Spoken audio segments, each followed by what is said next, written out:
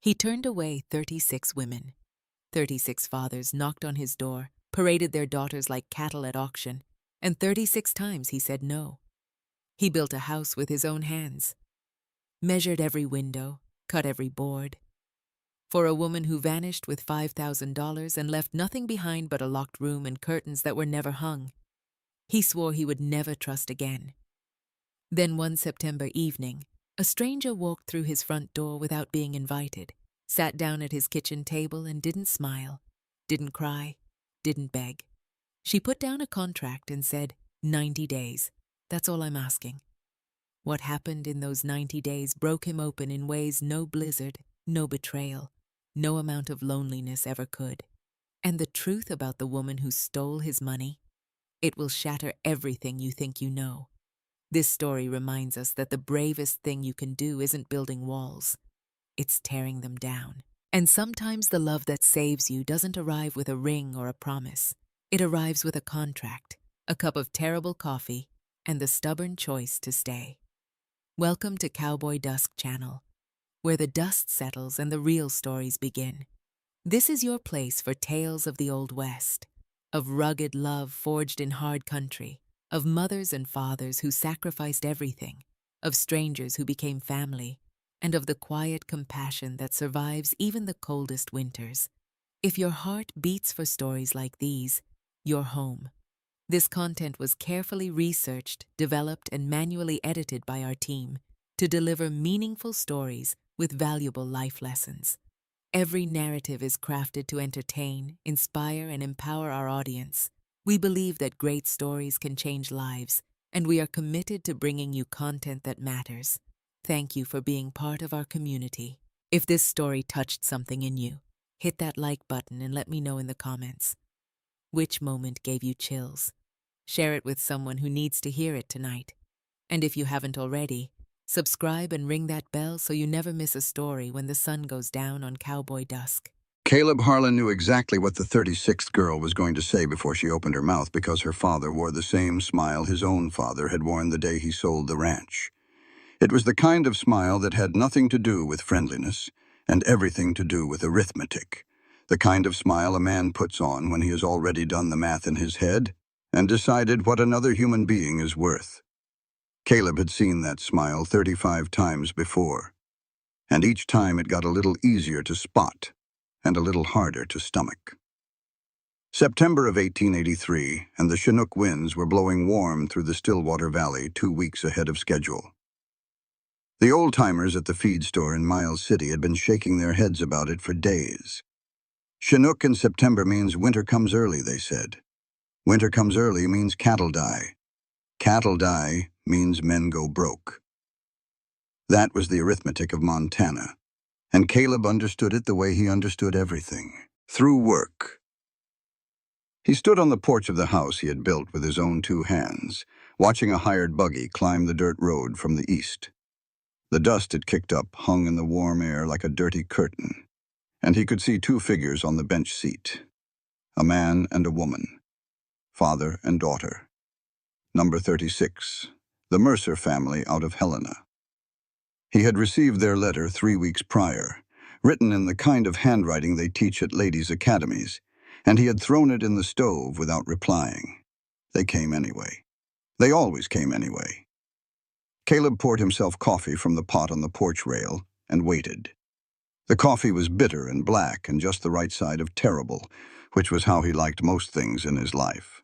Honest, no sugar to cover what it really was.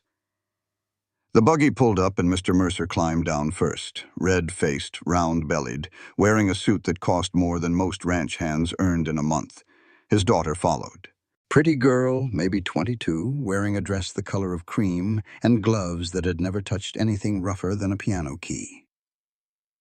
Caleb tipped his hat because his mother had raised him to have manners even when he did not have patience. Mr. Harlan, Mercer began, extending his hand. What a pleasure to finally meet you in person. I am Albert Mercer of the Helena Mercers, and this is my daughter Catherine. Caleb shook the hand. It was soft. He invited them inside because turning people away on a porch felt too much like something his father would have done, and Caleb Harlan spent every day of his life trying to be nothing like his father. He poured them coffee. Mercer talked.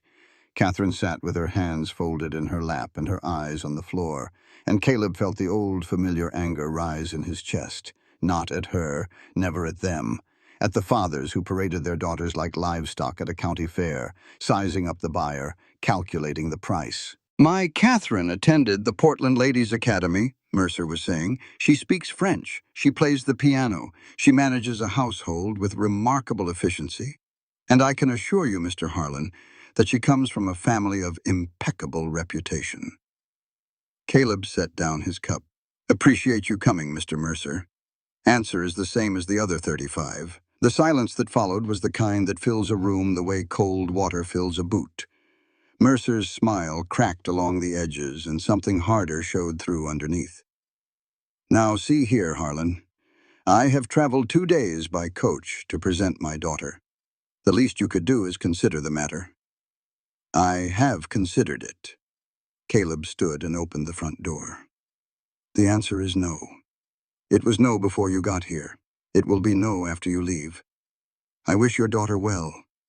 She deserves a man who wants to marry her, and I am not that man."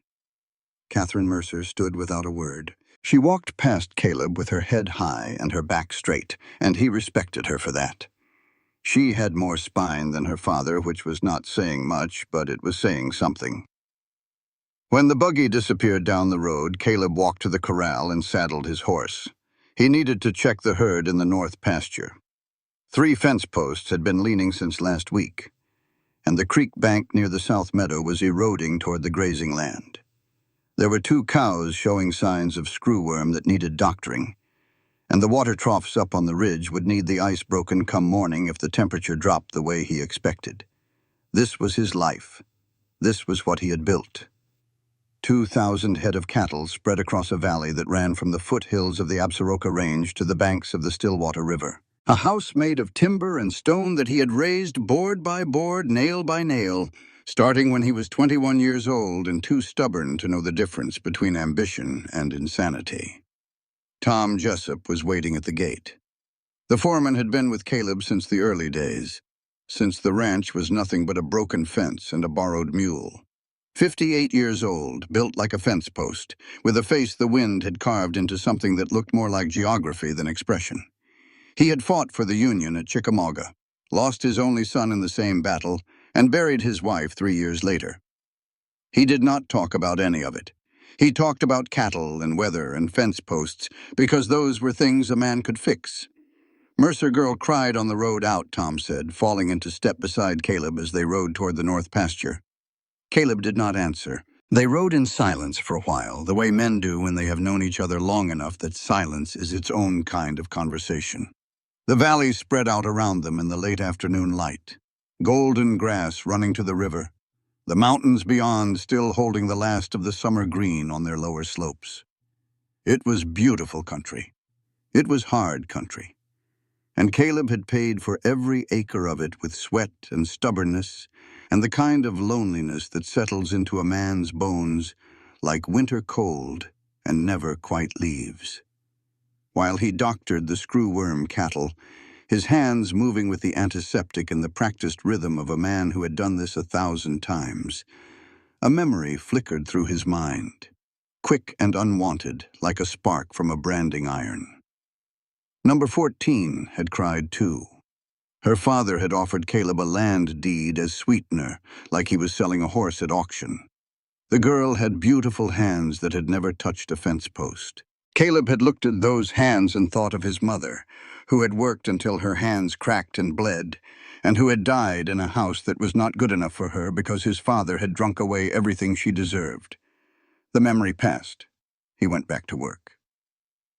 That evening, after the cattle were doctored and the fence posts braced and the sun had dropped behind the Absarokas, Tom found Caleb in the kitchen. The foreman stood in the doorway with his hat in his hand and an expression on his face that Caleb had never seen before. It was the expression of a man about to do something he knew was going to cost him. Tom set a letter on the table. Caleb picked it up. It was a printed advertisement from a mail-order bride agency in St. Louis. Someone had submitted an application in Caleb's name. describing the ranch, the valley, the size of the herd, and the need for a wife. It was detailed and specific, written by someone who knew the place intimately. Written by someone who had spent 11 years memorizing every fence line and water trough and sunrise angle. Caleb read it. Then he read it again. His jaw tightened the way it did when he was working very hard not to say something he could not take back. "Who sent this?" Tom's face was careful. "Do not know, boss. It was not a question, Tom. It was me asking you to tell me the truth. Because I know you wrote this, and you know I know.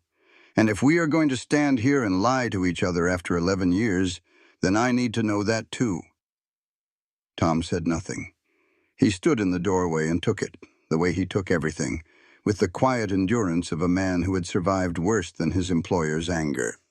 Caleb threw the letter toward the fireplace, but the fire had been out since morning. He had forgotten to light it.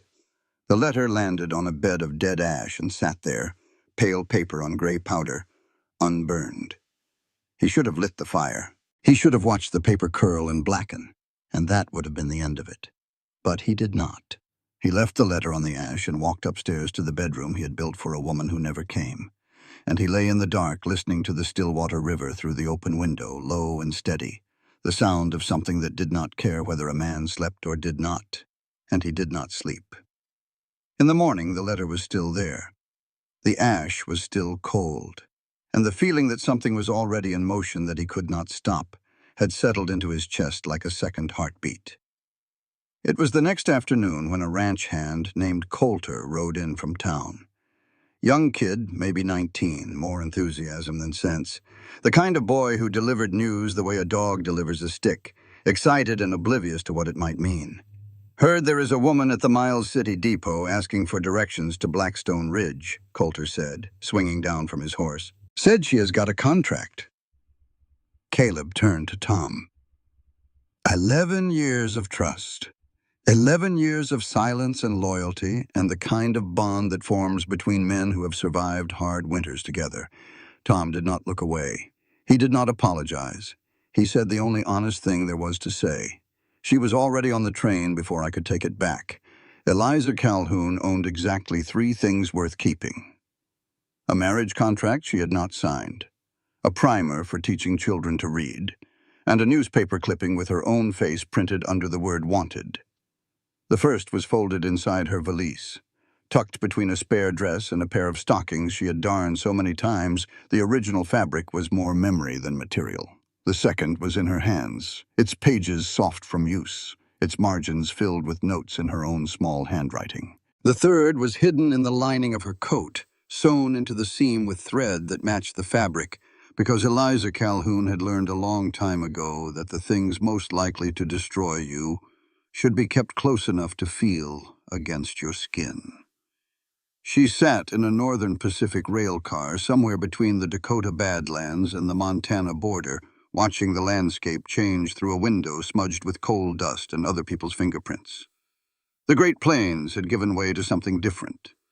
The grass here went on without ending, and the sky opened so wide above it that she felt not free but exposed, like a small animal crossing a field with no cover and no idea where the hawk was circling. She was not reading the primer. She was writing in it. Lesson plans, penciled into the margins beside passages about the letters of the alphabet, and the sounds they made when you put them together. Lessons for children she had not met in a school that did not exist yet. This was who Eliza Calhoun was at her core. A woman who planned for things before they were real, because if she waited for things to become real on their own, she would still be standing in a print shop in St. Louis, waiting for a man named Aldous Kincaid to stop ruining her life. Through the window, she saw a herd of pronghorn antelope running parallel to the train. Fast, fluid, impossibly graceful against the flat brown emptiness of the plain. They ran together, the whole herd moving as one body, as if they had agreed without speaking that the safest way to cross open country was to never do it alone. She wrote in her notebook, "Animals here run together, even the fast ones." She wanted to teach children about a world beyond 4 walls. She was also, without knowing it, writing about herself. The older woman sitting beside her had been watching. Not staring, not prying, just watching with the particular attention of someone who had spent a lifetime reading people the way other folks read newspapers. Her name was Adeline Holt, 63 years old, hands that had worked land, a face the sun had weathered into something handsome rather than old. She had a cough she tried to hide, and eyes that missed nothing. "Where are you headed, dear?" Eliza looked up from her notebook. She had learned to be careful with the truth a long time ago. But something about this woman's face invited honesty the way a warm fire invites cold hands. Stillwater Valley, a ranch called Blackstone Ridge. I have a mail order arrangement. Something shifted in Adeline Holt's expression. A flicker, quick as a trout turning in a stream. Recognition. Concern. A secret pressing against the back of her teeth, wanting out. Stillwater Valley is good country. But it tests people. Winter out there is not a figure of speech. It kills. She paused. Her eyes moved across Eliza's face the way a person reads a letter they have been waiting years to receive. The man who owns Blackstone Ridge. He built something out of nothing. That takes a particular kind of stubborn. But stubborn cuts both ways. She said nothing more. She did not mention a name. She did not mention a woman named Rosalind, or a locked room or curtains cut to fit windows they never hung in. But she studied Eliza with an intensity that had nothing to do with curiosity and everything to do with calculation, as if she were measuring this young woman against a standard that Eliza could not see. At the water stop in Glendive, Eliza stepped off the train to stretch her legs and fill her canteen. The platform was small, wooden, baking in the late September sun. A man in a town marshal's coat walked the length of it, checking faces with the bored attention of someone who does this every day and expects to find nothing. Eliza turned away. Not fast, not panicked, but with the practiced casualness of someone who had done this before. She angled her body toward the water pump, adjusted the brim of her hat, became unremarkable. The marshal walked past her close enough that she could smell the tobacco on his coat. He did not look twice. She breathed. She filled her canteen. She got back on the train. Her hands were steady. They were always steady. She had inherited that from her father, along with his love of books, his knowledge of horses, and the ink stains that would probably never leave her fingernails no matter how hard she scrubbed. Her father had been a horse handler at Fort Leavenworth before he learned the printing trade, and Eliza had grown up with one foot in each world, the smell of horse sweat and printer's ink, the feel of leather reins and lead type, the understanding that both animals and words required patience and precision and a gentle hand. The train pulled into Miles City at 4:30. Eliza stepped onto the platform carrying everything she owned in one valise and one canvas sack, and she saw a man holding a wooden sign with her name written on it in block letters. Calhoun. Not Caleb. An older man with a face like weathered leather and eyes that said, plain as spoken words, that he did not want her here. Tom Jessup tipped his hat because manners required it. But he did not smile, and he did not reach for her bag. And when he turned toward the wagon, he walked fast enough that she had to hurry to keep up. She hurried. She had been hurrying her whole life. She was used to arriving where she was not expected. Caleb had his rejection speech ready.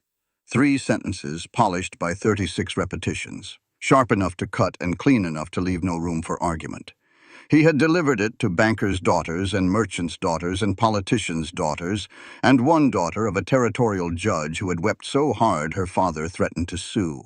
Caleb had handed the judge his lawyer's name and shut the door. He was not prepared for Eliza Calhoun. He was not prepared for the fact that she did not look at him when she walked through the front door of his house. She looked at the walls. Tom brought her in just before supper time, the wagon pulling up to the main house in the gray light of a September evening that smelled like dust and coming weather. Caleb stood on the porch in his work clothes, hat pulled low, arms crossed over his chest, every line of his body arranged to communicate a single message. You are not welcome here.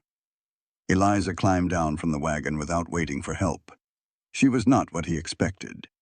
Not pretty in the way the other 36 had been pretty, not ugly either, just plain in a way that suggested she had decided long ago that plain was efficient and efficiency was survival. She wore a cotton dress that had been mended at the hem, and a coat that was too heavy for September, but probably all she owned. Her hair was brown, pinned back tight, and her hands when she reached for her bag were calloused in patterns he recognized. Working hands. Hands that had gripped things harder than parasol handles. She walked past him into the house without waiting to be invited, which should have made him angry, but instead knocked something loose in his composure. This was not how it worked. They were supposed to wait on the porch while their fathers pitched the sale. They were supposed to smile and flutter and perform. This woman performed nothing. She stopped in the kitchen. Her eyes moved across the room the way a typesetter reads a page, noting every element, understanding the composition. One chair at the table, one cup on the shelf, a bookshelf against the far wall with dust on every spine, and the kitchen window set at a height that was too low for a man Caleb's size to comfortably look through while standing, placed exactly right for someone shorter, someone who might stand there washing dishes and watching the valley beyond. Built for someone who never stood there. Eliza noted this. She noted the locked door in the hallway with its dust-free keyhole. She noted the cabinet that was slightly open, showing the edge of folded fabric inside, something that looked like curtain material, beautiful and unused. She filed it all away without comment, the way she filed everything, quickly and in order, because information was the only currency that had never failed her. She sat down at the kitchen table, opened her valise, and placed a document on its surface. Mr. Harlan, I am not going to pretend this is something it is not. This is a contract. I need legal residency and a place to live. You need someone to manage your household and keep every father in the territory from knocking on your door. I am proposing a marriage on paper, 90 days. After that, we evaluate. Caleb stared at her. He had not spoken a word since she walked in, and the silence between his prepared rejection and this moment had grown so long it had changed shape, from refusal to confusion, to something uncomfortably close to curiosity. The ghost chorus stirred in his head. Number 8 had been direct too. Sat in that same chair and laid out a business case for marriage like she was pitching an investment. Turned out her business case included forging his signature on a land transfer she had prepared in advance. Tom had found the document in her coat pocket while she was using the outhouse. Caleb looked at Eliza and wondered what was in her coat pockets. No, he said. The word should have ended it. It had ended it 36 times before. But Eliza Calhoun did not cry. She did not plead. She did not launch into a speech about her virtues or her family's good name. She folded her hands on the table and looked at him with brown eyes that held no charm and no apology and said, "May I ask why?" "Because I do not know you. Because every woman who has sat in that chair has wanted something from me that had nothing to do with who I am and everything to do with what I own. Because I stopped trusting my own judgment a long time ago, and I am not fool enough to start again just because you put a contract on my table instead of a ring." The honesty of it surprised even him. He had not said that much truth to another person in years. There was something about the plainness of this woman that pulled plainness out of him the way a magnet pulls iron filings. Eliza nodded. She did not argue. She picked up the contract and put it back in her valise and stood. "I understand. I will need a ride back to Miles City in the morning." She said it the way she said everything, flat and factual, as if disappointment was a weather condition she had learned to dress for. Caleb felt something move in his chest, a small, uncomfortable shift, like a stone settling in a riverbed. Outside, the Chinook had stopped. The air had gone cold and still in the way it does when the mountains are loading up for something bad. Tom appeared in the kitchen doorway, hat in hand, face tight. "Boss, the temperature has dropped 12 degrees in the last hour. Barometer is falling fast. Coulter rode in from the Miller place saying they have already got snow on the high ground. This thing is coming in tonight." Caleb looked at Eliza, looked at the window, looked at the sky beyond it. where the clouds had gone from gray to iron black in the time it took to have a conversation that changed nothing and changed everything. He could not put her on the road. Not tonight. Not with a storm building that could close every pass between here and Miles City for a week. "There is a cabin out back," he said. "My father's old place. It is not much, but it is warm enough if you keep the stove going. One night, then you go." Eliza nodded. "One night." She walked through the main house toward the back door, and Caleb watched her go, and he noticed that she moved through his home with the careful attention of someone cataloging a library. Every detail registered: the locked door, the single chair, the window built for a woman who was not her. On the way to the cabin, crossing the dark yard with the first wind of the storm pushing at her back, Eliza heard something from the stable. Heavy breathing, labored and wrong. She stopped, listened, then walked to the stable door and opened it without asking permission. A black mare stood in the far stall, her sides heaving, her eyes showing white, heavily pregnant, and something about the way she shifted her weight told Eliza that things were not going the way nature intended. Eliza set down her bags and entered the stall. She put her hands on the mare's belly, feeling the position of the foal with the same certainty that her hands brought to lead type and leather reins. The foal was turned wrong. Not dangerously so. Not yet. But it would be by morning if nobody corrected it. She spoke softly to the mare, held still, let the animal know she was not a threat. Then she picked up her bags and walked to the cabin without telling anyone what she had found. She would check again in the morning. If the mare needed help, she would help. If not, she would ride back to Miles City and figure out her next move the way she always figured out her next move. Alone, with whatever she had, which was never enough and somehow always just barely sufficient. The cabin was small and cold and smelled like dust and disuse. Eliza sat on the narrow bed and pulled the contract from her valise. 90 days. That was what she had proposed. 90 days to build a legal residence, establish the right to own property, and begin the process of opening a school. 90 days to become a person in the eyes of Montana territorial law instead of a fugitive running from a warrant she did not deserve. Through a gap in the cabin wall, she could hear the Stillwater River, low and steady, the sound of something that did not care whether she stayed or went, whether she succeeded or failed, whether she found what she was looking for or died trying. The river just moved, forward, always forward, regardless of what stood in its way. She read the contract terms one more time in the last of the daylight. Then she heard footsteps outside the cabin door. Not the wind, not an animal. Someone standing there, not knocking, just standing. The boards of the small porch creaked under their weight, and then they creaked again as the weight shifted. And then the footsteps walked away. In the morning, she found a plate of food on the ground outside the door, covered with a cloth already cold. The storm came 2 weeks earlier than anyone in the Stillwater Valley could remember. And when it came, it sealed every road out of the valley for 6 days. There was no getting to Miles City. There was no getting anywhere. The snow fell 3 feet deep in the first 48 hours, and the wind piled it into drifts that buried fence lines and turned familiar landmarks into white nothing. Day 3. 87 days remained on a contract that had not been signed by either party, which technically meant it did not exist, which meant that Eliza Calhoun was a stranger trapped on a stranger's ranch by weather that did not care about the legal status of their arrangement. Caleb avoided her completely on the first day. He assigned Tom to deliver meals to the cabin, and Tom did it the way he did everything, dutifully and without warmth. He left the plate outside the door. He did not knock. Old grudge, old stubbornness, the kind that settles into a man's bones when he has decided that someone does not belong and cannot be persuaded otherwise. Caleb spent the first day in the storm alone.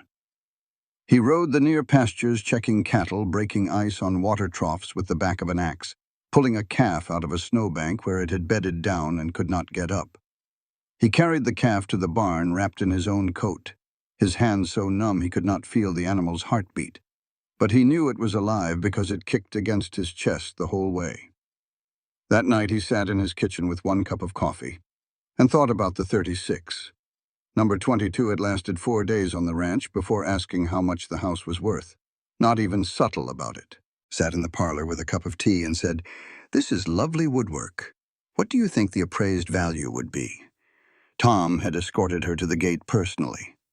Number 22 had looked at his house and seen a price.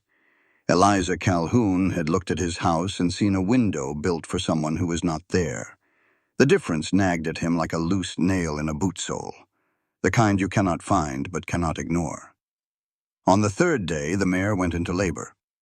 Caleb was in the stable checking on the horses when he heard it, the change in breathing that any man who has worked around livestock recognizes. Heavier, faster, wrong. He opened the stall door and found Eliza already there. She was kneeling in the straw with her sleeves rolled to the elbow, her hands on the mare's belly, talking in a low, steady voice that sounded like it came from a long way back in her memory. "Easy, girl. Easy now. I know you are scared. I know it hurts. But you have got to trust me. You have got to let me help you." The foal was breech. Eliza had already figured that out, probably had figured it out 2 nights ago when she stopped at the stable on her way to the cabin. She was working with a calm that was not performance but practice, the steady hands of someone who had done this before, who knew that panic was a luxury that helped no one, least of all the animal that was depending on her. Caleb did not speak. He knelt beside her in the straw and helped.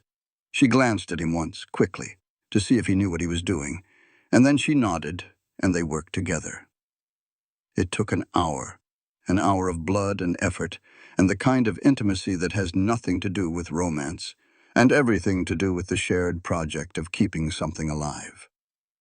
Their hands touched in the work. Neither acknowledged it.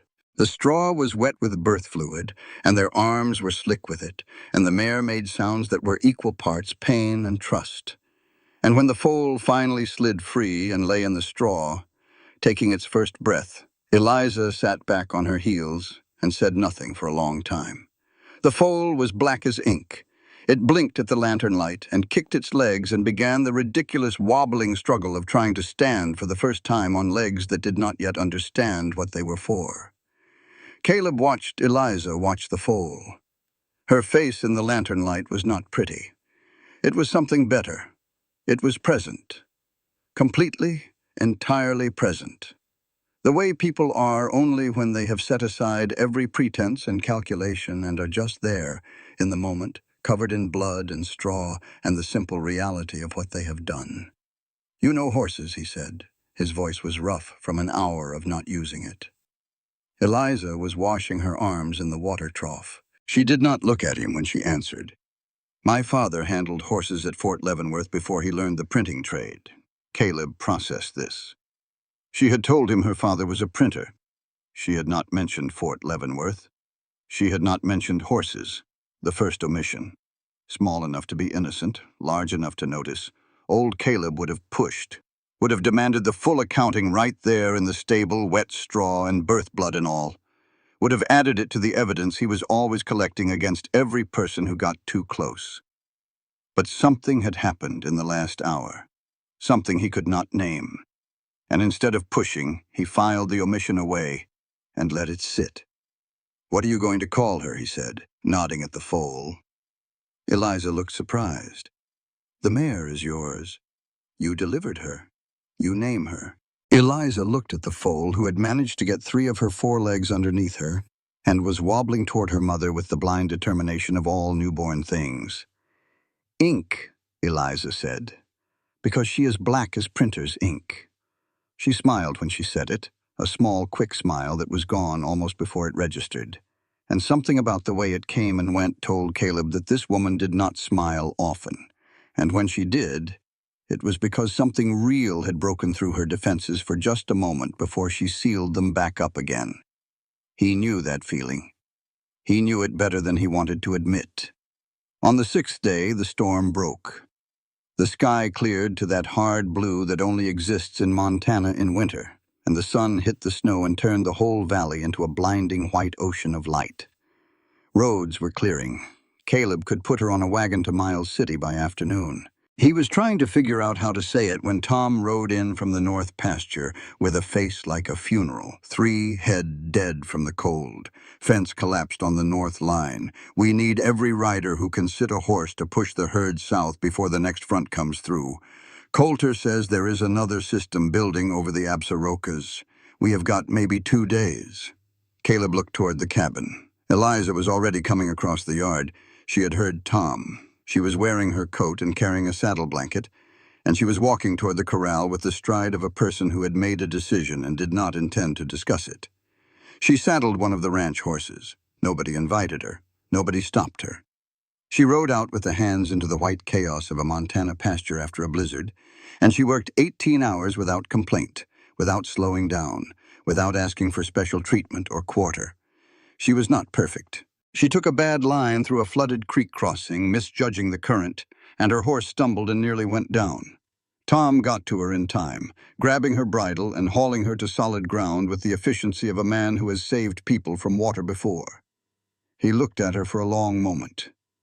Snow in his eyebrows, ice in his mustache, that granite face giving away nothing and everything at the same time. Next time, ride with the current, not against it. Horse knows the way if you let him. It was not a compliment. It was not kindness. It was a lesson, and lessons are only given to people worth teaching. Tom Jessup had not spoken a word directly to Eliza Calhoun in 6 days, and now he was teaching her how to cross a creek. Something had changed. It had changed in the stable with the foal, and it had changed again in the blizzard pasture where she rode beside men she did not know and worked as hard as any of them. And Tom Jessup, whose categories for people were carved in stone, had begun the slow and painful process of revising them. That night, after the cattle were moved and the hands were fed, and the ranch had settled into the exhausted quiet that follows hard work, Caleb sat alone at the kitchen table. The contract Eliza had placed there on her first evening was still sitting where she had left it, unsigned, untouched. He picked it up and read every clause. The terms were straightforward. Marriage on paper, 90 days, separate quarters. No obligation beyond the legal minimum required to establish residency. It was the most honest proposal he had ever received, precisely because it did not pretend to be anything more than what it was. He reached for the pen on the shelf. He signed his name at the bottom of the page. Then he sat looking at it for a long time, listening to the river under the ice, silent, buried, still moving somewhere underneath where he could not see it. Eliza signed the marriage contract with her left hand. Not because she was left-handed, but because her right-hand signature was sitting on a warrant in St. Louis. And a woman running from the law learns to be ambidextrous about the things that can destroy her. Day 12. The ceremony took place in the small mission church south of town, a modest adobe building with a wooden cross on the roof and a congregation that was mostly Mexican and mixed heritage families who worked the smaller ranches and mines in the valley. Padre Santiago Fuentes performed the service. He was 45 years old, lean and dark and soft-spoken, with the kind of face that looked like it had been designed specifically for listening. He had come to Montana from Missouri 8 years ago, and his church was the only house of worship in the Stillwater Valley that did not require a 2-week waiting period, a letter from a previous pastor, and a down payment on the pew. Tom Jessup and Coulter stood as witnesses. Tom wore his cleanest shirt and held his hat in both hands and said not a word. Coulter grinned like a boy at a county fair because he had never been to a wedding before and did not know that this one bore no resemblance to the kind they wrote about in ladies' magazines. The ceremony was short, practical, more like filing a deed at the land office than pledging eternal devotion. But there was one moment when Padre Santiago asked Caleb if he took this woman, and Caleb hesitated for one heartbeat, not long enough for anyone else in the room to notice. Eliza noticed. She understood. He was not hesitating because he did not want to say yes. He was hesitating because the last time he had said yes to something this significant, it had cost him $5,000 and 7 years of his life. She did not take it personally. She had her own hesitations, sewn into the lining of her coat along with a newspaper clipping that could end this arrangement and everything it represented in the time it took a marshal to ride from Helena. They rode back to the ranch in separate wagons, Eliza went to the cabin. Caleb went to the house. And the Stillwater River ran between the valley walls the way it always did, cold and clear, and indifferent to the promises human beings made to each other. The real work began the next morning. Caleb brought the ranch ledgers to the kitchen table, 2 years' worth of accounts in a state of chaos that bordered on artistic. The previous bookkeeper, a man named Hargrove, had quit over the isolation, leaving behind a system of record-keeping that appeared to be based on the principle that if you wrote small enough, nobody could prove you were wrong. Eliza sat down with the ledgers and a pot of coffee and did not move for 6 hours. What she found was not fraud. It was something more complicated and in some ways more dangerous. The ranch was losing money, not fast, not dramatically, but steadily, the way a bucket loses water through a crack too small to see. The reason was simple arithmetic. Caleb refused to sell cattle to Nolan Cray, who controlled the only viable route to the Northern Pacific railhead at Billings. Without access to the railroad, Caleb shipped his cattle by river, down the Stillwater to the Yellowstone, then east to the markets. It was slower, more expensive, and the losses in transit from spoilage and shrinkage were eating into the margins like mice in a grain bin. The numbers did not lie. The ranch could survive 2 more years like this, maybe 3 if the winters were mild and the prices held. Not 5. She presented her findings to Caleb that evening, laying the ledgers out on the table with the precision of a woman who had spent years arranging lead type into sentences that made sense. She showed him the losses. She showed him the projections. And then she showed him something else, a plan. A cooperative of smaller ranches in the valley, pooling their herds for a shared shipping route down the Stillwater to the Yellowstone. Bypass Cray entirely. Share the costs, share the risk, share the access. The math worked. She had checked it twice. Caleb looked at the numbers. He looked at her. And then he said the thing that Caleb Harlan always said when someone tried to change the way he did things. A cooperative is a polite word for giving other people the chance to betray you. The ghost chorus flickered in his mind. Number 31 had ideas about the ranch, too. Wanted to convert the south pasture to sheep on a cattle ranch. Said it would diversify income. She had read that in a magazine from Boston, but Eliza's idea was not sheep. Eliza's idea was math. And the math worked. He did not admit this, not to her, not to himself, but for the first time the comparison favored the woman sitting at his table instead of condemning her. That evening was different from the others. They had fallen into a routine over the 12 days since the storm, a careful choreography of avoidance that kept them orbiting the same spaces without ever quite colliding. But tonight, after the ledgers were closed and the numbers were still hanging in the air between them, Caleb sat down across from her and poured a second cup of coffee and pushed it across the table. Eliza wrapped her hands around the tin cup. She did not comment on the gesture. She drank the coffee, which was terrible, and did not wince. And the fact that she did not wince told Caleb more about who she was than any speech could have. "Your father," she said. "You said he sold the ranch. What happened?" It was the first personal question she had asked him. Not about the 36 brides, not about the woman whose ghost lived in the locked room and the unfinished curtains. About his father. He drank. He sold the land to pay for the drinking. I bought it back. That is the whole story. My father went bankrupt too, Eliza said. But he did not sell. He had it taken from him. The difference between those 2 sentences hung in the air like smoke from a chimney. A father who betrayed and a father who was betrayed. 2 kinds of ruin that looked the same from the outside but felt entirely different from the inside. Neither of them commented on it. Neither of them needed to. Later that night, after Caleb had gone upstairs and the house was quiet, Eliza went looking for cloth to mend a horse blanket that had torn during the storm. She opened a cabinet in the hallway and found something she was not looking for. Curtains. Beautiful fabric. A deep blue with a pattern of small white flowers. Cut to size, hemmed, folded with care. Never hung. She held them up to the kitchen window. They fit perfectly. She put them back. She did not say anything to Caleb about them. But that night in the cabin, lying in the dark, She thought about a man who had measured windows and cut fabric for someone who had never come. She thought about what that kind of waiting does to a person, how it calcifies hope into something that looks like strength, but is actually just stubbornness wearing armor. She understood that. She understood it better than she wanted to. Day 25. The mail came from Miles City, carried by a rider who made the trip once a week when the roads were passable.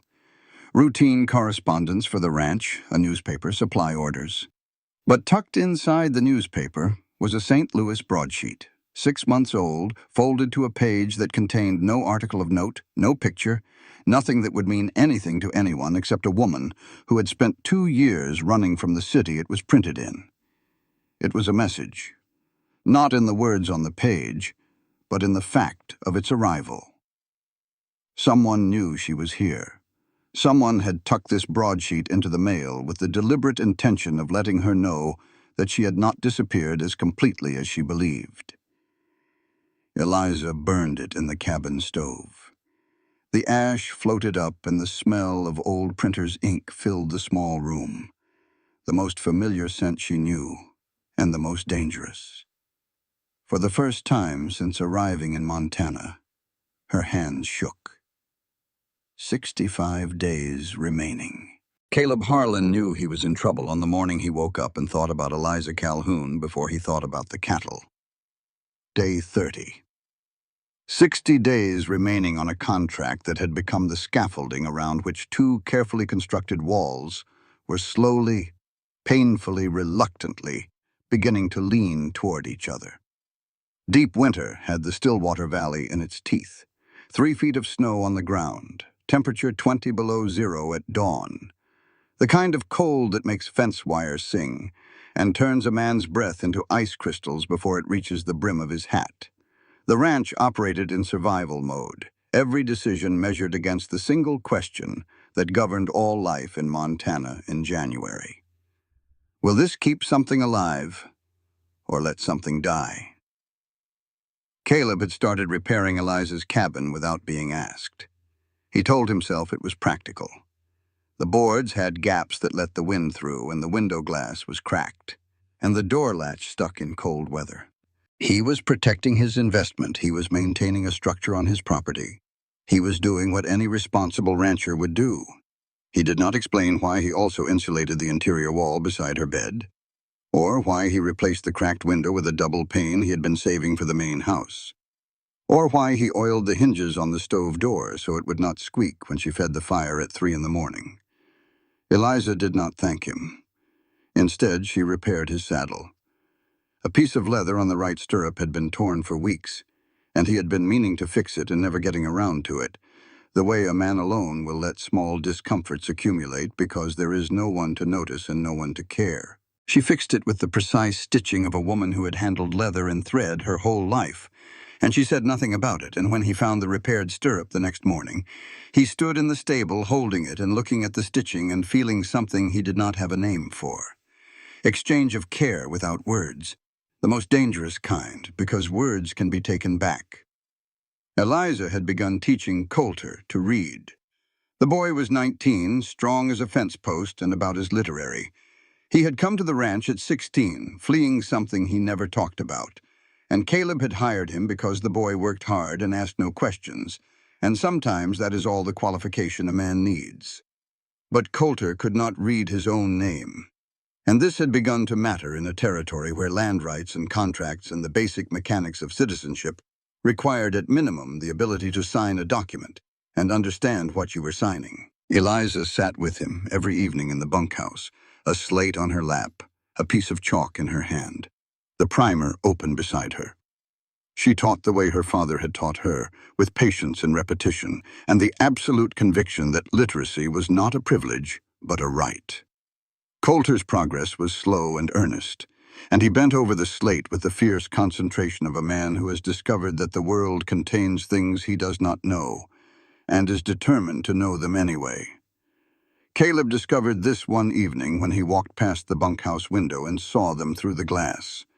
Eliza leaning close, pointing to a letter on the slate. Coulter's face twisted in concentration. his big hand moving the chalk with the careful intensity of someone diffusing explosives. Her hand over his, guiding the shape of a letter he was struggling with. Something moved in Caleb's chest. Not jealousy, exactly. Something worse. The discomfort of seeing her give attention to someone else. The small, hot flare of possessiveness that a man feels when a woman he has not claimed begins to matter in ways he has not approved. He recognized the feeling, and it made him sick. Because his father had done the same thing. His father had controlled his mother's friendships, her conversations, her time, had made her world smaller and smaller, until the only thing in it was him and his bottle, and the debts that were eating them alive. Caleb had sworn he would never be that man. And here he was, standing in the dark outside a bunkhouse window, feeling the first stirrings of the same poison that had destroyed his parents' marriage. He walked away without saying anything. He went to the stable and saddled a horse he did not need to ride, and took a trail he did not need to take. And he rode in the dark for an hour until the cold drove the poison back down to where it came from. The night in the stable happened on day 35. Ink and her foal had developed a cough, the kind that could be nothing or could be something, and in winter you did not gamble. Caleb and Eliza stayed up through the night, keeping the animals warm, monitoring their breathing, feeding the stable stove to hold the temperature above freezing. 3 in the morning. The stable was dark except for the lantern. The horses were quiet. Ink's breathing had steadied. The foal slept curled against her mother's side. And Eliza, sitting beside Caleb on a hay bale with her back against the stall wall, fell asleep. Her head dropped against his shoulder. Not a decision, not a gesture, just the body surrendering to exhaustion and finding the nearest solid thing to rest against. Caleb did not move. For 2 hours he sat perfectly still while his arm went numb and his back ached and his legs cramped and the cold crept in through every seam of his clothing. He sat still because the woman leaning against him needed sleep more than he needed feeling in his arm, and because moving would wake her, and because something about the weight of her head on his shoulder felt like the first true thing that had happened to him in 7 years. When she woke, she pulled away quickly, embarrassed. The wall went back up so fast he could almost hear it. "Mare's breathing better," he said. "Good," she said. That was all. The river under the ice was silent. The change came 2 days later, announced by the sound of hooves on frozen ground. Nolan Cray rode into the Blackstone Ridge yard on a gray gelding that cost more than most ranch hands earned in 5 years.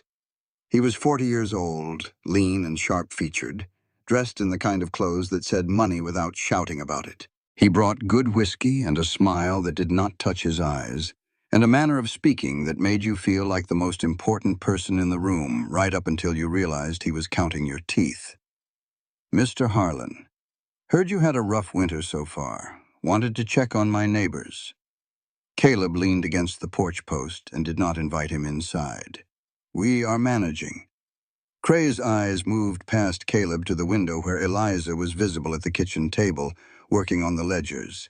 His expression did not change. Men like Cray did not change expression. They changed strategy. "I see you have got help with the books. Smart move. A ranch this size needs proper accounting. She is my wife." The word came out before Caleb planned it, and it surprised him almost as much as it surprised Cray. He had not called Eliza his wife before. It was technically true and emotionally uncharted territory. And the fact that his first instinct upon seeing another man notice her was to claim her should have told him everything he needed to know about where this was heading. Cray smiled. "Well now, congratulations. I had heard rumors, but I did not want to presume." He paused the way a man pauses when he is choosing his next words, the way a card sharp chooses his next card.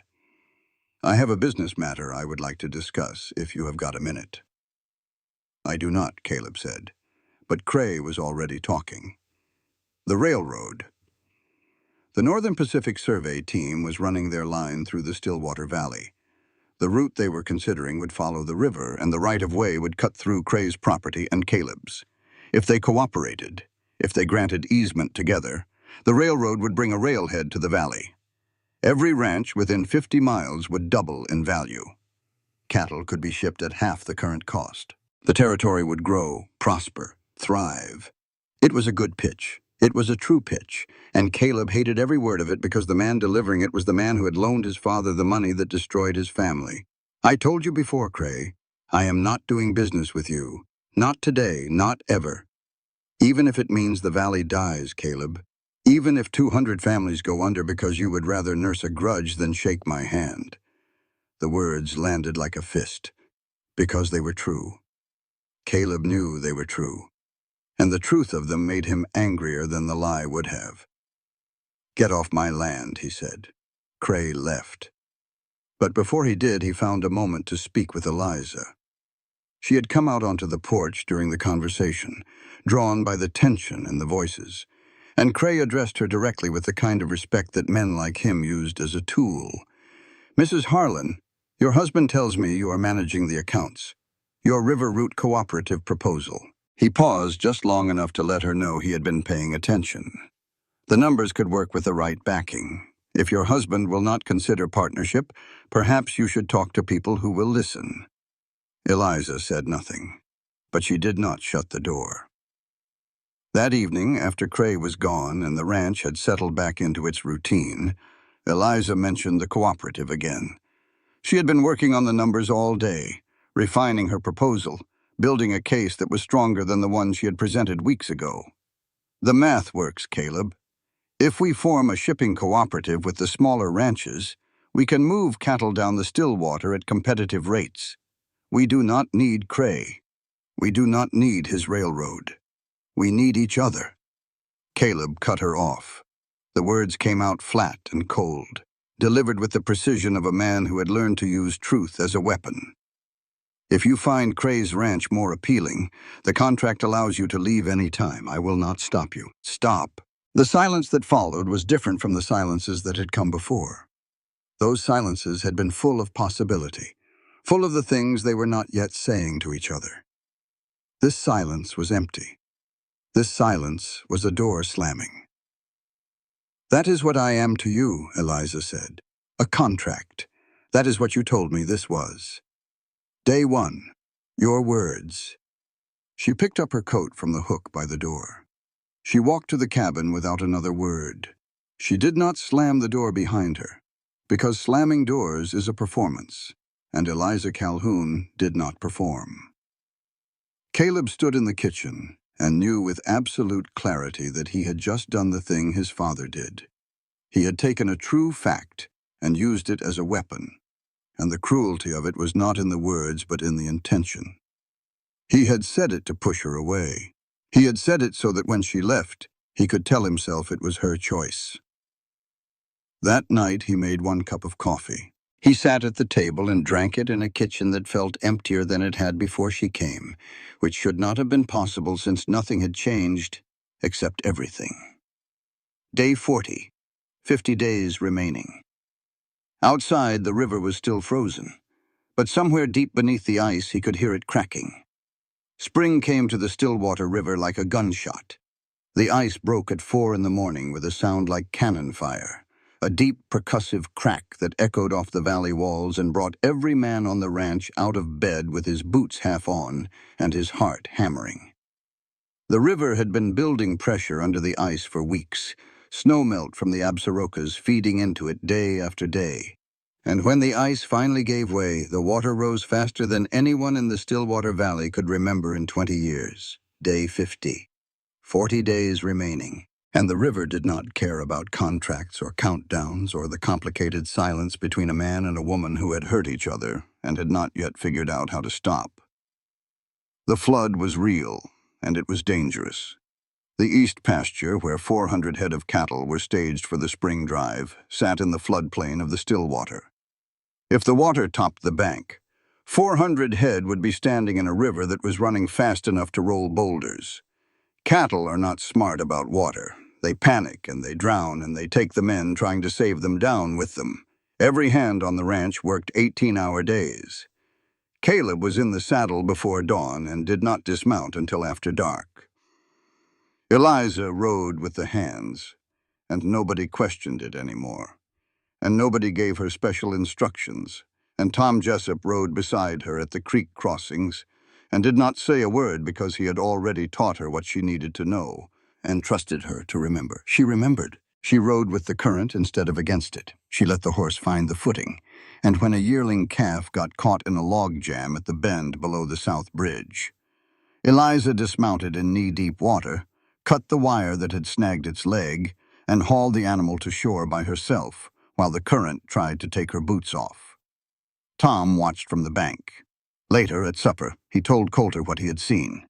He did not tell Caleb. He did not need to. The look on Tom's face said it all, and Caleb, who could read that face the way Eliza read ledgers, understood that something had shifted in his foreman's assessment of his wife that was not going to shift back. Between the flood work, Eliza did something Caleb did not expect. She rode to the neighboring ranches on her own. She brought her ledger, her numbers, her proposal for the shipping cooperative. 3 ranches in 1 week. The first rancher, a man named Harwick, listened for 5 minutes and then told her he did not do business with women. The second, a man named Dawes, owed Cray money and was too scared to cross him. But the third was a woman named Clara Stockton, 50 years old, who had been running a 300-head operation alone since her husband died of pneumonia in '79. Clara Stockton knew exactly what it was like to be underestimated, and she knew exactly what good math looked like. And she sat on her porch and listened to every word Eliza said with the kind of attention that is itself a form of respect. "Your numbers work," Clara said when Eliza finished, "but numbers do not run cattle. Men do. And the men in this valley will not follow a plan drawn up by a mail-order bride. They will follow it when their alternative is bankruptcy," Eliza said. Clara studied her for a long moment. "You remind me of someone. Cannot figure out who yet. Something about the way you sit a horse. Or maybe the way you do not back down when someone tells you no." She agreed to consider the proposal. It was not a yes. It was better than a yes. It was the beginning of a yes, which meant it had roots. Nolan Cray came to the ranch on a Tuesday. He timed it for when Caleb was in the north pasture, 40 minutes away by hard riding. He found Eliza in the ranch office, alone, working on the accounts. Mrs. Harlan, or should I say Miss Calhoun. The name hit her like cold water. She went still. Her hands stopped moving on the ledger page. She looked up at Nolan Cray and saw in his eyes the thing she had been running from for 2 years. Knowledge. Specific, dangerous, leverageable knowledge. "I know who you are," Cray said. He did not sit down. He stood in the office doorway with his hat in his hand and his voice pitched low, the way a man speaks when he is delivering information that he wants you to know he could deliver much louder. "I know about Kincaid and St. Louis, and I do not care. I care about competence. You are the most competent person in this valley, and you are wasting your time on a man who treats you like a line in a ledger." He made his offer. "Leave Caleb. Come work for Cray as a ranch manager and bookkeeper. Real salary, real position, and he would fund her school within a year. No marriage required, no contract." "You think I hate him," Cray continued. "I do not. I need his land because if that railroad does not come through this valley, every family between here and the Absarokas starves. Caleb is rich enough to survive alone. But those 200 families are not. And he would rather let them all go under than shake my hand." Eliza did not refuse. She did not accept. She sat in the office after Cray left and looked at the numbers on the page in front of her, and did the same thing she always did with information. She filed it. She evaluated it. She turned it over in her mind the way a jeweler turns a stone, looking for the flaw. 3 days passed. She did not tell Caleb about Cray's offer, not because she was hiding it, because she was still deciding. And the distinction between hiding and deciding was, she told herself, important. Cray was right about the logic. He had money. He had railroad connections. He had influence. If her goal was the school, Cray was the smarter choice. Caleb had walls and stubbornness and a talent for using the truth as a blunt instrument. Caleb had also sat perfectly still for 2 hours in a freezing stable so she could sleep against his shoulder. And Cray, for all his logic, would never do that. She knew this with a certainty that had nothing to do with math. On the third day, Coulter mentioned it. Not to Caleb directly, to Tom. And Tom, who understood that some information a man needs to hear whether he wants to or not, told Caleb that Nolan Cray had been seen talking to Eliza in town alone, twice in the past week. The pattern fired in Caleb's brain like a rifle shot. Secrets, omissions. Someone he trusted making plans he did not know about. 3 times now. His father hiding the debts. Rosalind hiding another man. Eliza hiding conversations with Nolan Cray. 3 times the same shape. And he was the common element, and maybe the problem was not the people around him. Maybe the problem was that he was the kind of man people felt they needed to hide things from. He confronted Eliza in the kitchen, not with shouting, with a quiet, controlled fury that was worse than shouting because it left no room for defense. How long were you going to wait before you told me? I was still deciding. Deciding what? Whether to leave. Deciding whether his offer makes more sense than staying with a man who called me a contract. The words hung between them. The river roared outside, swollen with snowmelt, loud enough to fill the silence that neither of them could. Then the fight, the real fight, the one this story needed. Not about Cray, not about the offer, about the thing underneath all of it. Why am I always the last person to know the truth, Caleb said. Why do I need your permission to have a thought I have not shared yet, Eliza said. Both right, both wounded, both standing on opposite sides of a kitchen table that had become the boundary line of a territory neither of them knew how to cross. The fight did not resolve. It did not end with an apology or a declaration or a kiss. It ended with silence. 2 people sitting at the same table, not speaking, not leaving.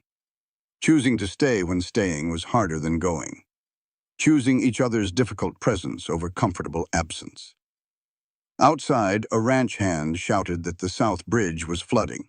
Caleb stood. Eliza stood. They walked out together. Not because they had forgiven each other, but because the cattle needed moving and the water was rising, and that was enough for now. It would have to be. The letter from Nolan Cray arrived on a Tuesday. It was addressed to Caleb Harlan, Blackstone Ridge Ranch, Stillwater Valley, Montana Territory. It contained 2 pieces of paper. The first was a copy of a warrant issued by the St. Louis Circuit Court for the arrest of one Eliza Calhoun, wanted in connection with the counterfeiting operation of Aldous Kincaid. The second was a handwritten note in Cray's precise hand. It read, "Sell me the river access, or I send this to the United States Marshal in Helena. Day 60. 30 days remaining." Caleb read the letter alone in the ranch office.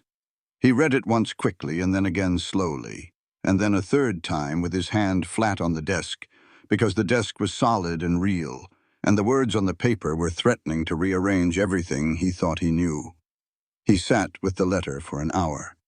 The pattern was there, clear as cattle tracks in fresh snow. His father had hidden the debts.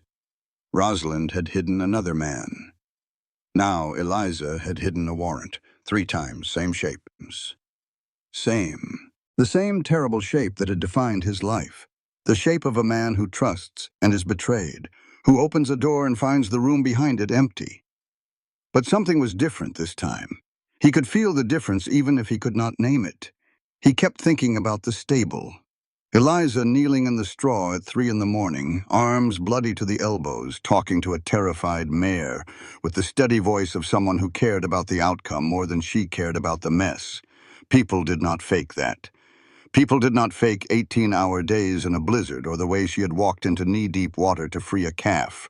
People did not fake the weight of a head falling asleep against your shoulder at 3 a.m. The perfect unconscious trust of a body giving in to exhaustion in the presence of someone it felt safe with. He could go to Padre Santiago. The priest had lived in Missouri for 8 years. If anyone in the valley knew about the Kincaid case, it would be him. Caleb saddled his horse and rode to the mission church.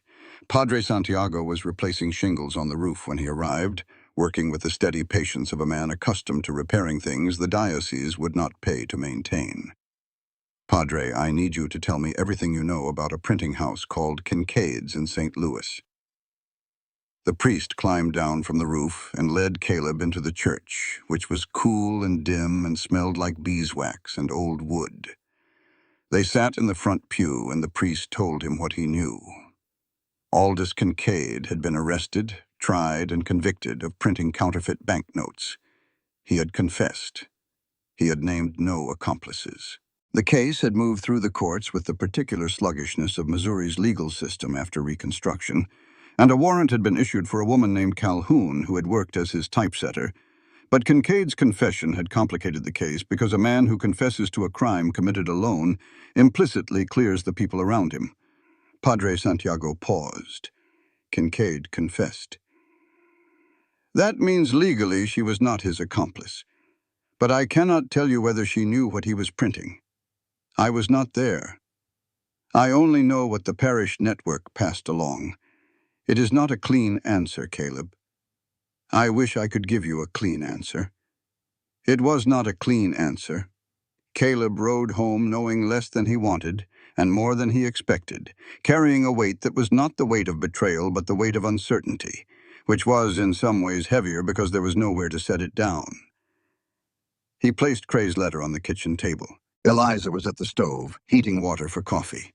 She turned and saw the letter and his face, and she knew, the way she had known in the stable that the foal was breech, the way she had known on the train that the marshal was checking faces. Eliza Calhoun had spent her life reading danger, and the expression on Caleb Harlan's face was the most dangerous thing she had seen in Montana. "Read it," he said. She read it. Her face went white. The color drained from it the way water drains from a sink, fast and total, and she set the letter down on the table and stood and reached for her coat. "I will be gone before the marshal comes. You will not be connected to any of this. I will leave the ledgers on the desk and the accounts are balanced through the end of the month. Sit down." She did not sit down. She was already moving toward the door, the old reflex, the survival mechanism that had saved her life in St. Louis. Run before the blow lands. Run before the walls close in. Run, because running is the only thing that has ever kept you alive. "Eliza, sit down." She stopped, not because of his tone, because of his face. He did not look angry. He looked tired. The deep bone tired of a man who has been fighting the same fight for so long, he is not sure anymore whether he is winning or losing, or whether there's a difference. "I talked to Padre Santiago. Kincaid confessed 18 months ago. He did not name you. The warrant should have been voided, but the Missouri courts are a mess. Nobody filed the paperwork. You have been running from something that was already over." Eliza's knees went. She caught herself on the table edge, both hands, white-knuckled, holding on. For 2 years, she had run. 2 years of looking over her shoulder, of signing with her left hand, of hiding behind a marriage contract in a territory 2,000 miles from the city that had accused her. And it was over. It had been over for 18 months, and nobody had thought to tell her. "But I cannot tell you for certain that you are cleared," Caleb continued. "The Padre does not know everything, and you never told me about any of this. Would you have signed the contract if I had? No." The honesty of it landed between them like a stone in still water, ripples spreading in every direction. No way to take it back. No way to pretend it had not been said. "So what happens now?" Eliza said. "Now I decide whether I trust what I have seen over 60 days more than what Nolan Cray put in a letter." He paused. The kitchen was quiet. The river outside the window had calmed since the flood, running steady and clear, the sound of something that had spent its fury and found its course. "And I am choosing to trust what I have seen. But I need you to hear this, Eliza. If there is anything else, anything at all, you tell me now. Because I can survive being wrong about you. I cannot survive finding out later that you had the chance to tell me and did not." Eliza sat down. She set her hands on the table, palms down, the way Caleb had seen her set them when she was steadying herself for something hard. And she told him. She told him about Kincaid, about the print shop, the counterfeit plates, the morning the marshals came, and Kincaid pointed at her and said she did it, she set the plates. I had no idea. About running. About the train west, the contract, the calculation that a married woman in Montana Territory was invisible in a way that a single woman with a warrant never could be.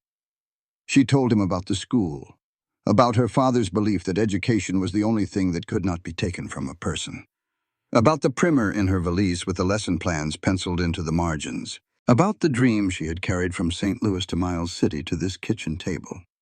The dream of a classroom where children who had nothing could learn to read and write and count and become people with choices instead of people without them.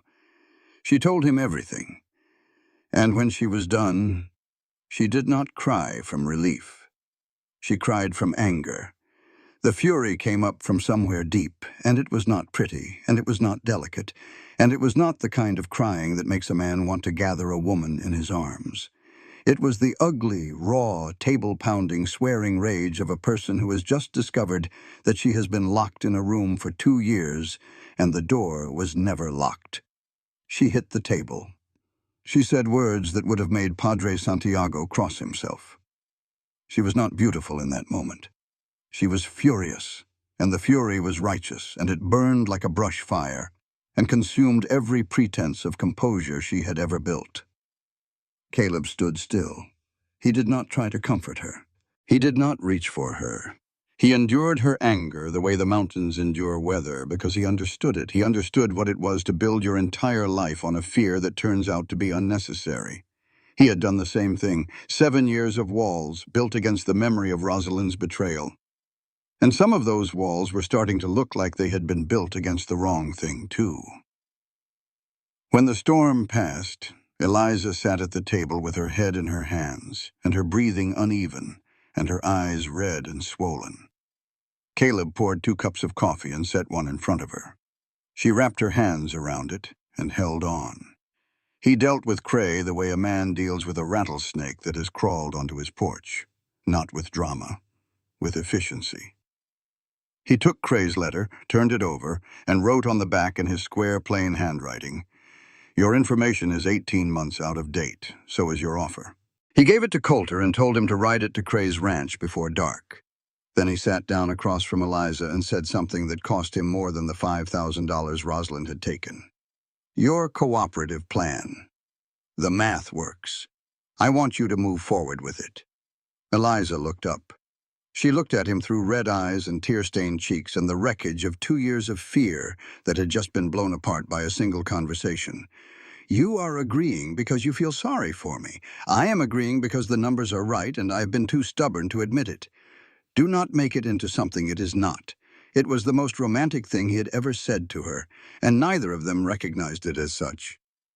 That night, Eliza did not go back to the cabin. She sat at the kitchen table working on the cooperative numbers, refining them, strengthening them, preparing to ride out the next morning to Clara Stockton's ranch, with a proposal that was now backed by the biggest rancher in the valley.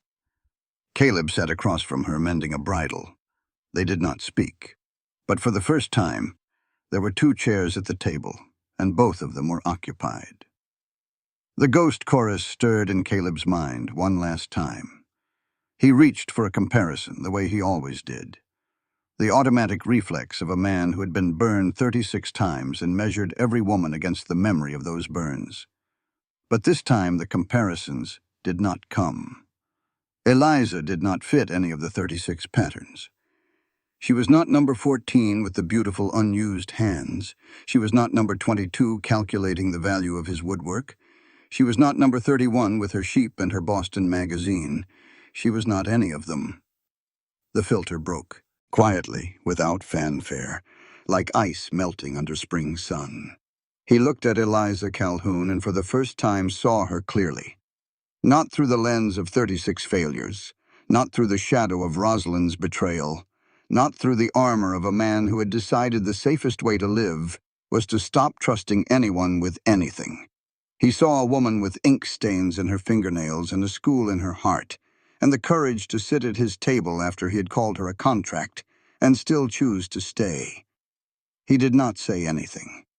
He went back to mending the bridle. But something had changed in the kitchen, the way something changes in a valley when the river finds a new channel. The water still flows. The banks still hold. But the direction is different, and it is not going back. Mrs. Adeline Holt came to the ranch on an April afternoon, riding in a borrowed wagon driven by her son's hired man. She was thinner than when Eliza had last seen her on the train. The cough was worse. She moved with the careful deliberation of a person for whom every step is a negotiation with a body that is shutting down in stages. Day 72, 18 days remaining. Eliza saw her from the office window and recognized her immediately.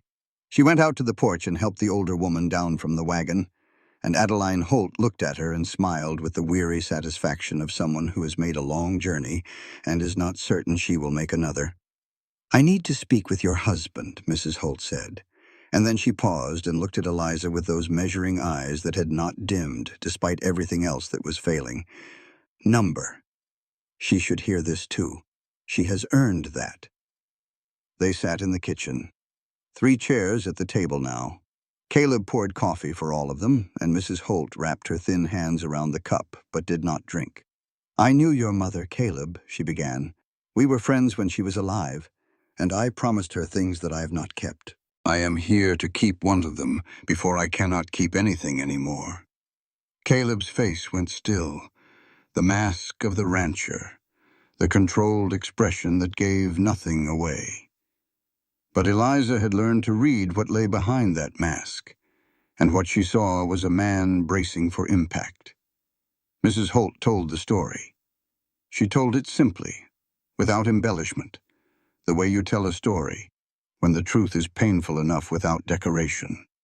Rosalind Pratt had not betrayed Caleb. She had loved him.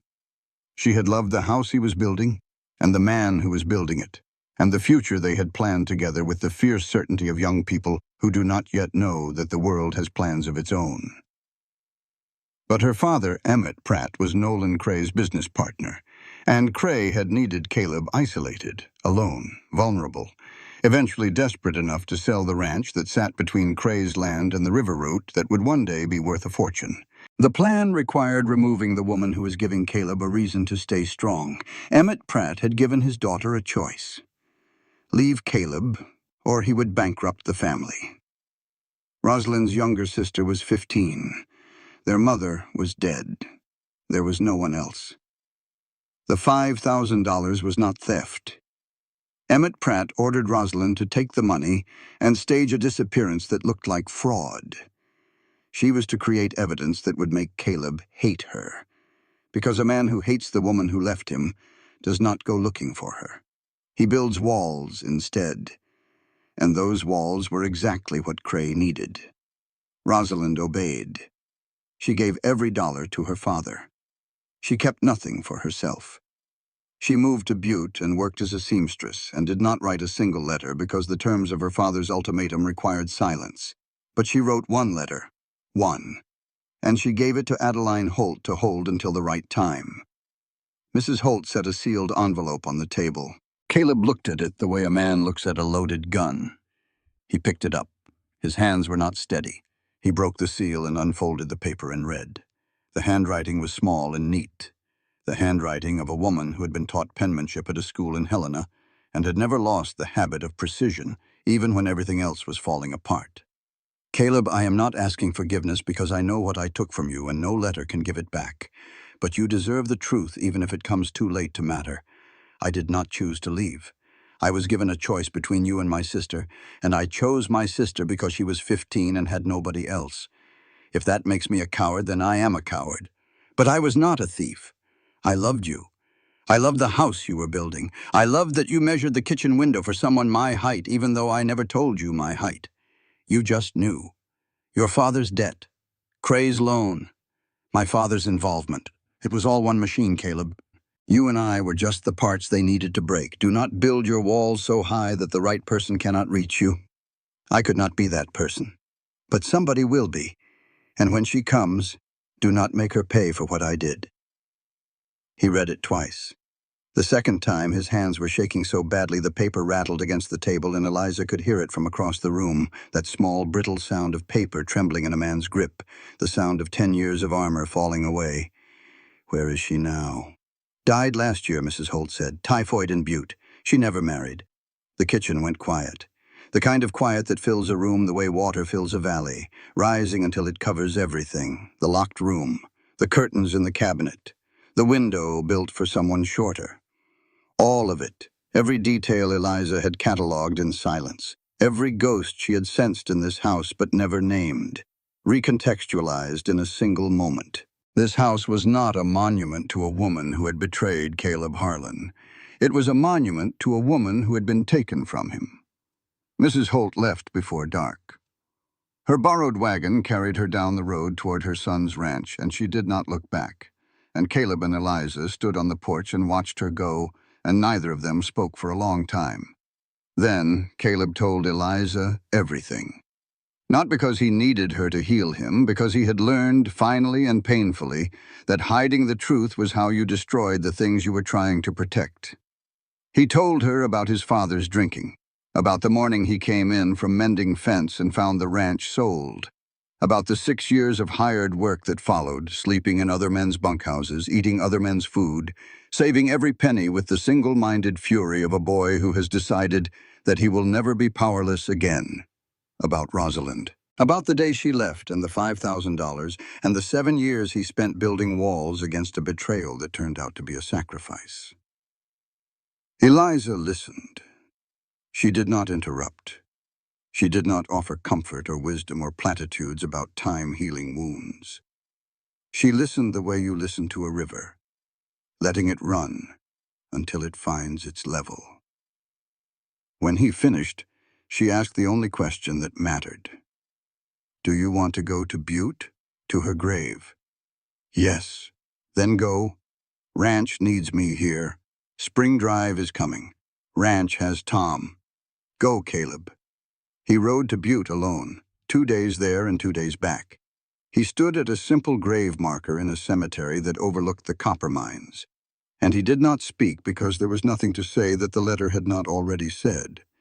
He set down the old saddle from the original ranch, the one thing he had kept from his father's place, the last piece of a life he had been holding on to for 20 years, his last act of holding on. He left it there and rode home. He came home on a Thursday. Eliza was on the porch. She did not ask how it went. She handed him a cup of coffee. It was still terrible. He drank it standing beside her, looking at the Absarokas, where the snow on the peaks was beginning to glow pink in the late afternoon light. "That piece of land on the ridge," he said, "above the south pasture. What about it? That is where we build the school. Day 80, 10 days remaining." Tom Jessup had worked for Caleb Harlan for 11 years. He knew every habit the man had. He knew that Caleb took his coffee black and his whiskey alone, and his silence like a religion. He knew that the boss walked the fence line every Sunday morning, because Sunday was the day his father had sold the ranch, and Caleb needed to touch every post to remind himself it was still his. He knew that the locked room upstairs had not been opened in 7 years and that the key hung on a nail inside the stable door, where Caleb could see it every morning but never had to touch it. So when Caleb walked onto the porch on day 85 with 2 cups of coffee and something on his face that might have been a smile, the kind that sat crooked and uncertain, like a door that had not been opened in years, Tom Jessup had to turn away. He turned toward the corral and blinked hard and pressed the back of his hand against his eyes, because he was 58 years old and had buried a son and a wife, and he was not going to cry over a cup of coffee. But he wanted to. Lord, he wanted to. 5 days remaining. The rider came that morning with news that turned the coffee cold and the smile into something harder. Nolan Cray had bought the debts of 2 of the 3 small ranches in Eliza's River Cooperative. He was calling the loans due immediately. If they could not pay, he would foreclose. The cooperative would collapse before it shipped its first head of cattle. Cray was not doing it out of spite. The railroad survey deadline was in 6 weeks. If he could not secure the river route by then, the Northern Pacific would bypass the Stillwater Valley entirely. Every ranch, including his own, would lose value, including Blackstone Ridge. Cray was desperate, and desperate men are the most dangerous kind because they believe they are being reasonable. Eliza heard the news and did not hesitate. She saddled her horse, took her ledger, and rode to Cray's ranch alone. She did not tell Caleb she was going. She found Cray in his office, a room that was cleaner and better furnished than anything at Blackstone Ridge, because Nolan Cray spent money on appearances the way Caleb spent money on fence posts. She sat across from him and opened her ledger on his desk and showed him something he had not seen. The cooperative did not need his railroad. The river route to the Yellowstone was viable independently. She had the tonnage calculations, the shipping costs, the projected margins over 5 years. She had Clara Stockton's operation factored in, and 2 other ranches she had spoken to in the past week who were ready to sign. If Cray collapsed the cooperative by calling in the debts, the small ranches would go under, yes. But the survivors would form a new cooperative, one that excluded Cray entirely, and they would control the river route while Cray sat on a railroad with no cattle to put on it. You are holding a gun, Mr. Cray, but it is pointed at your own foot. Cray stared at the numbers. He was a smart man, smart enough to know when he was looking at math that worked. What do you want? Release the debts. Join the cooperative as a partner, not a landlord. Share the river route. The railroad can use it too. There is capacity for both, and Caleb agrees to this. Caleb agrees to what makes sense. He just needed someone to show him the math. Cray leaned back in his chair. For the first time in their acquaintance, something crossed his face that was not calculation. It was respect. The grudging, uncomfortable respect of a man who has been outmaneuvered by someone he underestimated. He signed the agreement. The cooperative held. As Eliza gathered her papers and stood to leave, Cray spoke once more. For what it is worth, I did not know about Rosalind until after. Emmett Pratt acted on his own. I wanted the land. I did not want the wreckage. That is between you and whatever you pray to, Mr. Cray. It is not mine to forgive. She rode home with the signed agreement in her saddlebag and the late afternoon sun on her face, and the knowledge that she had just done the hardest and the best thing she had ever done. When she told Caleb, he was angry. For about 10 seconds. Then he looked at the signed agreement and said, You went alone. Yes. You could have told me. You would have come. Damn right I would have. And Cray would have dug in. Man to man he would never give. He needed to see the numbers without your shadow in the room. Caleb was quiet for a long time. Then he said, You are right. And I hate that you are right. I know. Day 90, morning. The last morning of the contract, the last morning that the piece of paper on the kitchen table held any legal authority over their arrangement. Caleb woke before dawn. He made coffee. 2 cups. Habit. The most dangerous and the most beautiful kind of behavior, the kind that starts as a conscious choice and becomes the thing you do without thinking, the thing that defines who you are when you're not trying to be anyone. He set the second cup on the table and sat down with his own. Through the window, the Stillwater River ran clear and steady in the early light. Spring had fully arrived. The valley was green. The mountains still held snow on their peaks, but it was retreating upward day by day, and the air smelled like grass and water, and the particular sweetness of Montana, when it decides to stop trying to kill you and starts trying to make you stay. A letter had arrived the previous day from Missouri. Official correspondence from the St. Louis Circuit Court. Eliza's warrant had been formally voided. Kincaid's confession and conviction had cleared her name. She was free. Completely, legally, undeniably free. Nothing held her in Montana anymore. Not the warrant, not the contract, not the need for a husband's name to establish residency. She could go anywhere, be anyone, start over in any city, any territory, any future she chose. Eliza walked into the kitchen. She saw the coffee. She saw him. She sat down and picked up the cup and drank. Contract is up today, she said. I know. You are not going to say anything. No. Why not? Because you have spent your whole life having other people make your choices for you. I will not be another one. The silence that followed was not empty. It was full. Full of 90 days and 2 blizzards and a foal born in the straw, and a night in the stable, and a fight at the kitchen table, and a letter from a dead woman, and a school on a ridge, and 2 cups of coffee morning after morning, the smallest gesture and the largest one. Your coffee is still terrible, Eliza said. I know I am staying. Not because of the contract, not because I have nowhere else to go, because this is where I choose to be. She said it the way she said everything, plain, undecorated, true. Caleb reached across the table and picked up the contract. The paper was soft from handling read and reread more times than either of them would ever admit. He tore it in half. The sound it made was small and final and exactly right. I have something else, he said. He reached into his vest pocket and set a ring on the table, a simple gold band with a single garnet stone, the color of autumn leaves, the color of the season she had arrived. I am not good at this, he said. I had a speech planned, and I forgot all of it. You do not need a speech. Eliza Calhoun, will you stay married to me? Not on paper. For real. Yes. No hesitation, no tears, no dramatic pause. But I want the school. I already ordered the lumber.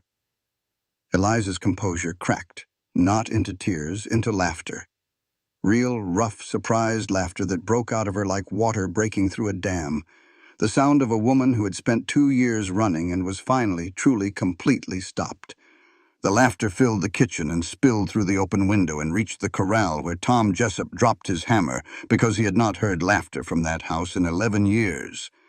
Caleb smiled. It sat crooked on his face, unpracticed, like a language he was remembering after years of not speaking it. He cleared the breakfast dishes. He washed 2 cups the way he had every morning for months, the way he would every morning for years to come, and when he placed them on the shelf, he set them side by side instead of each in its own corner. A small thing, the smallest thing, the whole story in a single gesture. Tom Jessup finished his letter to his sister that night. He had been writing it in pieces for months, adding a line whenever something happened worth recording. The last paragraph took him 3 tries to get right. Dear Mary, he tore up the marriage contract this morning. No ring ceremony, no church, no kneeling. Just 2 people drinking bad coffee and deciding to stay. You would think that is not much of a love story, but you would be wrong. It is the only love story worth telling that I have ever seen. Also, he smiled. I cannot explain what that costs a man like Caleb Harlan. But if you had seen it, Mary, you would understand why it matters more than just about anything else I could put in a letter. Your brother Tom. He paused, dipped the pen again. Postscript. She is building a school on the ridge above the south pasture. I am helping with the framing. Do not tell him I said this, but he ordered the lumber before she said yes. He knew. Somehow the fool knew. Autumn of 1884. A full year since Eliza Calhoun stepped off a train in Miles City carrying everything she owned in one valise and one canvas sack. A wagon pulled up to the Blackstone Ridge gate on a Tuesday morning. A young woman climbed down from the seat, early 20s, nervous, carrying a valise that looked like it contained everything she owned. She stood at the gate and looked up at the ranch house with the expression of someone who has traveled a very long way and is not at all sure she has arrived at the right place. She was a mail-order bride, but not for Caleb, for Coulter. The young ranch hand who had learned to read because a woman from St. Louis sat with him every evening with a slate and a piece of chalk, and the absolute conviction that every person deserved the dignity of their own name written in their own hand. Coulter, who had written his first letter to a mail-order agency in handwriting that was shaky but legible, because if Caleb Harlan could learn to trust someone, then maybe an illiterate ranch hand from nowhere could learn to trust someone too. The young woman looked up at the house. Big, solid, smoke rising from the chimney. The sound of the river in the distance, clear and steady, the sound of something that had found its course and meant to keep it. She looked terrified. Eliza stood on the porch. One hand held a cup of coffee. The other rested on the curve of her belly, just beginning to show. She looked at the girl standing at the gate and saw herself 1 year ago, scared, calculating, holding a contract in her hand and hoping it would be enough. "You are Coulter's girl." "Yes, ma'am." "Come inside. Coffee is terrible, but you will get used to it." The young woman walked through the gate. Eliza held the door. On the ridge above the south pasture, the framing of a schoolhouse stood against the October sky. New timber golden in the morning light, not yet finished, not yet complete, but standing, rising.